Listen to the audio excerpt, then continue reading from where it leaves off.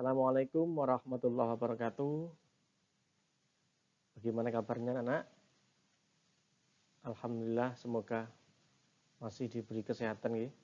Ya, alhamdulillah pada kesempatan kali ini kita masih diberi kesehatan, diberi kesempatan sehingga bisa melakukan pembelajaran walaupun dengan kondisi yang berbeda dengan biasanya. Belajar kita kali ini adalah on the air, lewat udara, lewat internet karena kondisi COVID yang belum reda. Semoga keluarga kita dan juga Bapak Ibu guru tetap diberi kesehatan sehingga kita bisa melakukan kegiatan belajar mengajar walaupun dengan daring. Anak-anak, ini adalah pertama kali kita jumpa di kelas 11 ya. Sebelumnya kebetulan kalian belajar bahasa Inggrisnya dengan Miss Yani. Nah, untuk tahun ini kalian akan belajar bahasa Inggris bersama saya. Mungkin tidak perlu memperkenalkan diri, saya kira semuanya sudah tahu. What is my name, where do I live, and any others. Saya kira semuanya sudah tahu. Oke, lanjut. Bahasan kita in this first meeting is about suggestion. Atau dalam bahasa Indonesia mungkin ada yang bilang sugesti. Apa itu sugesti? Nah, sugesti ini apa ya? Ada yang tahu apa itu sugesti? Ya. Sebelumnya ini adalah profil saya dan ini adalah sebuah sebuah moto yang saya ambil dari sebuah pepatah atau hadis ini atau makalah ini, saya kurang tahu, yang berbunyi khairun nas anfa'uhum linnas, yaitu sebaik-baik manusia adalah yang berguna bagi sesamanya. Jangan sampai kita menjadi manusia yang tidak berguna bagi sesamanya, atau biasa masyarakat menyebutnya sampah masyarakat. Naudzubillah tsumma naudzubillah. Kita harus menjadi orang yang berguna bagi sesamanya. Ini adalah semboyan yang dari dulu sampai sekarang ini saya pegang. Karena sebaik-baik manusia adalah orang yang berguna bagi sesamanya. Oke, kembali ke bahasan kita, yaitu suggestion. Apa itu suggestion? Suggestion adalah kalimat yang berupa saran atau nasihat untuk seseorang. Kalian pernah mungkin memberikan saran ya kepada teman kalian mungkin yang lagi malas, tidak mau belajar, maka kamu mengingatkan dia dengan cara memberi saran. Nah, itu salah satu contoh dari saran. Oke. Bahasan kita yang pertama adalah giving suggestion atau memberi saran. Bagaimana cara memberikan saran itu akan kita bahas. Oke, yang pertama adalah menggunakan modal.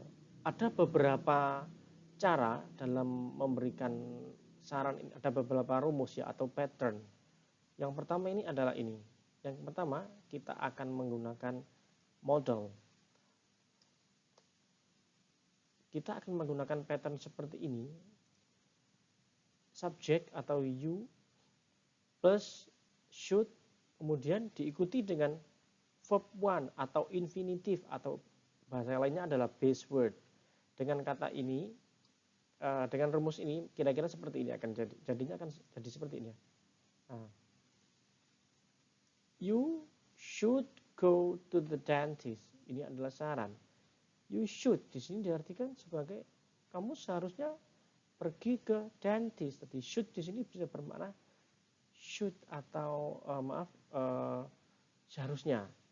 Ini kan saran. Seharusnya kamu begini, seharusnya kamu begitu. Nah, itu kita pakai should. Nah, yang kedua kita bisa memakai ini. Ought to. Ini sama, maknanya sama ya, konteksnya sama, yaitu memberikan saran. You ought to help your brother. Kamu seharusnya help your brother.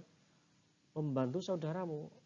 Or you ought to listen to your mom. Kamu seharusnya mendengarkan nasihat ibumu. Nah, ought to di sini konteksnya sama dengan should. Itu seharusnya. Nah, ini yang pertama ya. Oke. The next one is menggunakan kalimat yang using question. Nah, why don't you plus verb one? Nah, why don't you study hard? Konteksnya kalimat tanya, tapi ini berupa nasihat. Kenapa kamu tidak belajar? Nah, kenapa kamu tidak pulang lebih awal? Kenapa kamu tidak pergi ke pengajian dan sebagainya? Ini kita pakai ini. Why don't you plus verb one? Ini adalah patternnya seperti ini. Oke. Atau tidak pakai why don't tapi pakai how about. How about itu rumusnya setelah how about itu adalah plus noun, plus kata benda atau plus gerund namanya. Contoh, how about going picnic?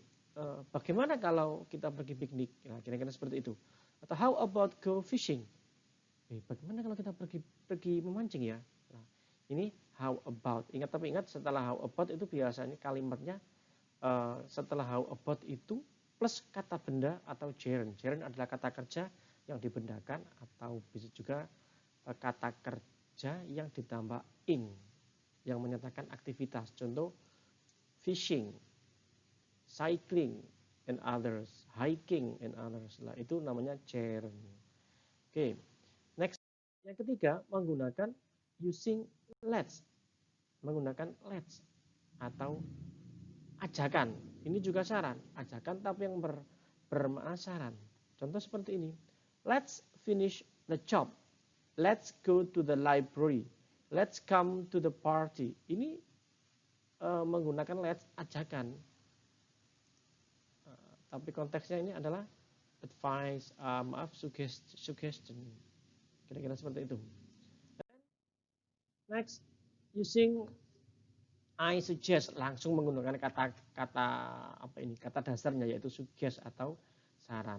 Tapi setelah suggest di sini menggunakan kata atau bukan kata ya, klausa. Klausa ini susunan kata yang belum membentuk kalimat. Nah, contoh seperti ini. I suggest you buy a new motorcycle. I suggest you buy a new motorcycle. Ada kata suggest di sini. Nah. Atau I suggest we meet at the bookstore. I suggest you go to the doctor. Nah, ini namanya jenis yang keempat menggunakan I suggest. Nah, kalau ada orang yang memberikan suggestion kepada kita, maka ada yang namanya respon. Respon atau respon kita bagaimana kalau kita dinasihati oleh teman. Kita bisa ada dua kemungkinan. Yang pertama adalah accepting suggestion, menerima saran. Ya, menerima saran itu atau menolak. Nah, yang pertama kita bahas adalah yang ini, accepting. Accepting berarti menerima saran. Bagaimana? Kenapa kita nggak pergi ke town hall aja, jalan-jalan, jogging dan sebagainya? Kalau kita setuju menerima saran itu, maka kita akan bilang, okay, yes, let's. Yes, I would like to. Yes, I would love to. What a good idea dan sebagainya. Ini berarti konotasinya adalah accepting, menerima. Contohnya, why don't you take a taxi to the airport? Maka si B ini akan menjawab, that sounds like a good idea. Dengarnya ide yang bagus lah. Ini berarti konteksnya adalah menerima, accepting suggestion. Yang kedua, berarti refusing atau menolak suggestion. Nah, menolak itu bisa jadi, no, I would rather not. I don't feel like it. Saya kira saya kurang setuju.